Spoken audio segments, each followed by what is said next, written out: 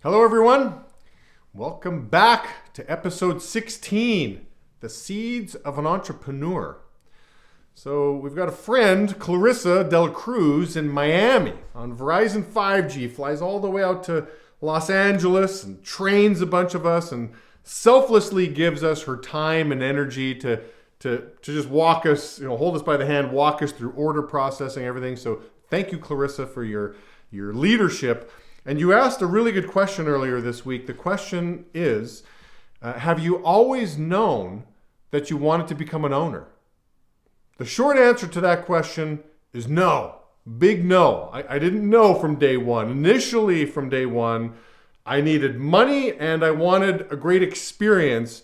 And that's what I thought this business had to offer me. And I think that the field has a very rich education to offer all of us. If you're looking for an education, you're going to get it. If you're not looking for an education, you might miss it. But I think whether you're going residentially door to door, like I did, or whether you're going business to business, or whether you're talking to customers in retail stores, I think all three of those avenues have great opportunities to give you just the richest education you could possibly imagine. And here's what I mean by the rich education. So I start off going residentially house to house, okay? I didn't know what to expect. I'm nervous. I remember my first pitch. Hey, ma'am, how you doing today? My name is Jamie, blah, blah, blah, and I'm just spewing all over the place. I'm just talking, hoping to make sure that there's no dead air space because I didn't want to give this lady a chance to say no. And this was an Asian woman, and after around 2 minutes of me blabbing, she says to me, sorry, no English. And I'm thinking to myself, I am so bad at this that I couldn't even tell that this lady was dazed and confused because she didn't understand a word of what I was saying. And I couldn't even read that. Man, I was discouraged to say the least. Okay, so my eyes were wide open in the field to like what I got to work on. And like, come on, Jamie, improve your social skills. But it was also interesting to get to know people in the field. I found it interesting as I was going through some of the poor parts of town. I got told a lot in the middle of the afternoon, right? And some of the projects. Hey, get a real job, loser. And I'm thinking, that guy's watching Oprah at 2 o'clock in the afternoon and just told me to get a real job, you loser. And I also noticed in some of the rich parts of town as you're walking up these never-ending driveways, it seems, that you get to the top and they'll automatically buy anything that you have just out of respect that you're willing to do that. And I'm like, there's some interesting observations happening in the field. And so one of the things I started doing, like, listen, I've got all kinds of intel before I talk to the person. I know where they live, okay? I know the lifestyle that they have. I know the car in the driveway. So I started asking a lot of questions. For example, what do you do? What do you do for a living? Or even, I remember distinctly this old couple. They've been married forever. Two old people that were still acting childish and playful with each other as I'm talking with them. And I'm just like, I kind of took the sales glasses off and I'm like, hey, what's your secret to marriage? I mean, I want my marriage to look like this. I mean, what do you have for me? What makes for a great, long-lasting marriage? So again, I wasn't shy to take my sales glasses off and just put my learning goggles on. I think we all have that opportunity. And so, again, back to, hey, what do you do? I'm going into some of these real nice parts of town and like, beautiful house. Guy answers the door. Remember this particular situation. Guy answers the door. It's middle of the afternoon and, we're engaging in dialogue. And I say, hey, so sir, do you mind me asking what you do? And he says, well, I'm a professional golfer. And I'm like, oh man, I knew it. I mean, look at this house. And he says to me, hey, don't let that title fool you. He says, I don't wish my career path on my worst enemy. He says, this house is paid for by my wife. She's the income earner in this household. Me, I travel all over the place golfing, hardly making any money. I hardly ever come home. You just happen to catch me at an off time here.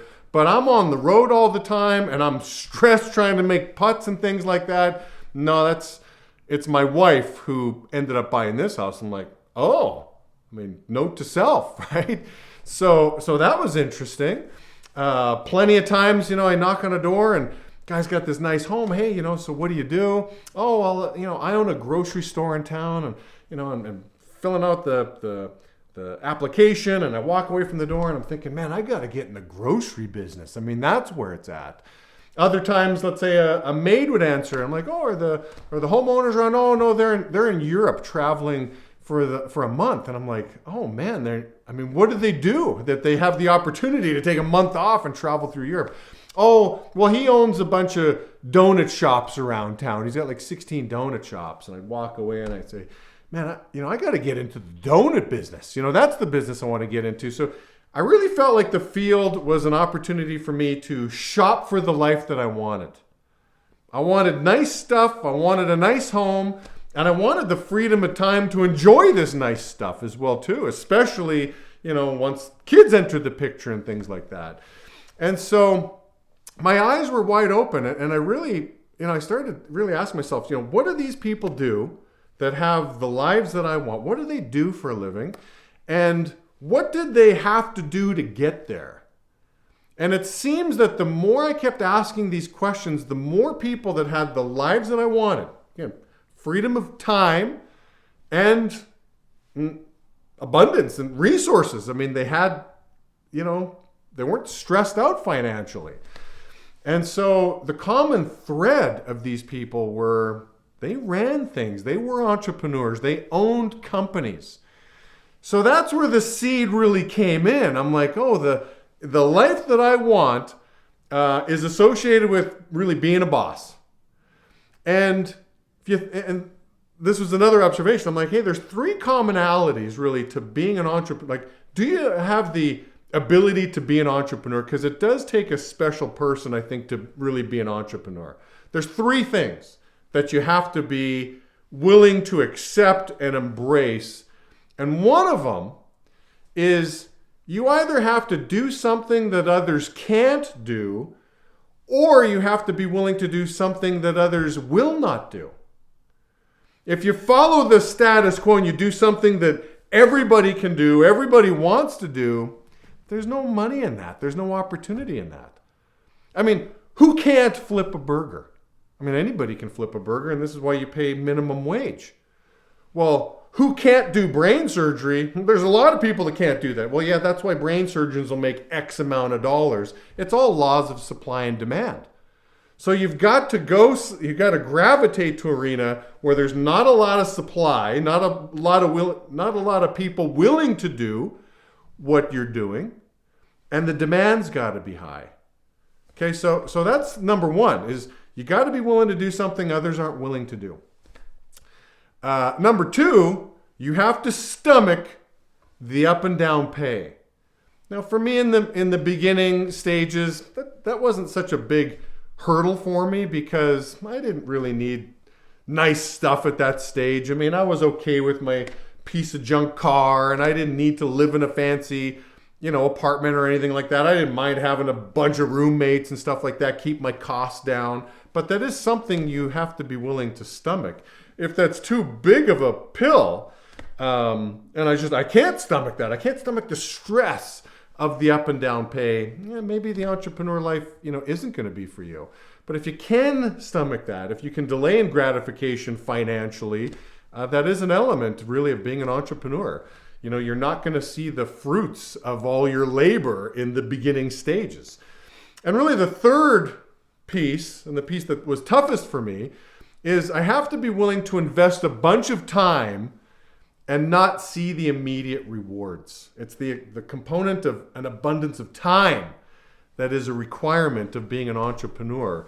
And I'm going to get more into that at the board, but I just want to kind of close this off with, hey, the seeds of an entrepreneur, the lifestyle that I wanted was clear to me in the field, and the law of averages, most people that had the lives that I wanted, they were willing to pay the price of being an entrepreneur. And again, those three price tags.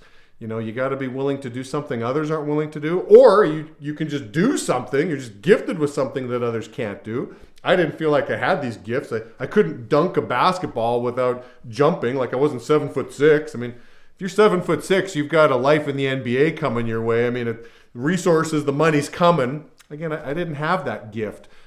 but am I willing to do something others aren't willing to do? Again, the second part is, can I stomach the up and down pay, the uncertainty of knowing that dollar amount that's coming each and every week? You know, you got to be willing to take some risk. And the third element is the amount of excess time you're putting in the beginning. So let's go to the board and let's talk a little bit more about time. And so, Clarissa, the biggest pill for me to swallow on the journey to become an owner, the commitment to becoming an entrepreneur, was really the commitment of time. You're putting in an enormous amount of time and you're not seeing immediate rewards. So work with me on this little exercise. I'd ask myself, is it possible that you can play now and play later? Are there examples of successful people that I would look up to and say, man, I want my life to look like yours, that played in the beginning and they're playing in the end?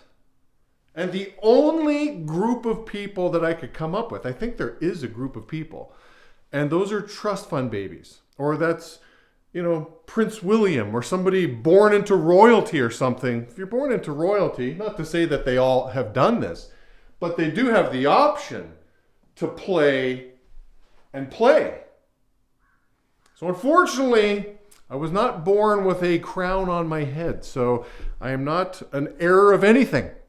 And so I've got to pay. At some point in time, I've got to pay. So there's a little saying. I want to walk through this. You can pay now, and then you can play later, or you can play now, and then you can pay later. The bad news in both scenarios is you're going to pay. The good news in both scenarios is you're going to play. Here's the kicker. Just understand the latter of the two. Okay? The latter of the two will be exponential. Again, that's the kicker. So whatever you're going to put off, just understand the latter of the two is going to be compounded. In other words, you're going to pay with compound interest later. Imagine the older you get, the harder you got to work, and maybe you don't have the energy. Maybe you've got a lot of distractions. You're going to be paying at a higher price. You'll also be playing at a higher rate if, again, you can delay that. So again, you can either pay now and play later, or you can play now and pay later. The latter of the two will be exponential. I came to terms with that. I'm not sure exactly where I heard it first, but I'm like, that's interesting. So the question is, Jamie, are you willing to pay now? Are you willing to pay your dues now? And the way I looked at it is just simply this. When I started, Jamie, are you married? No, I'm not married. Do you have children? I don't have children. Do you own a home, or do you have any major financial responsibilities? No. So I don't have those three big things going on in my life. If there's ever a time in your life that you want to pay, don't you think that time is now?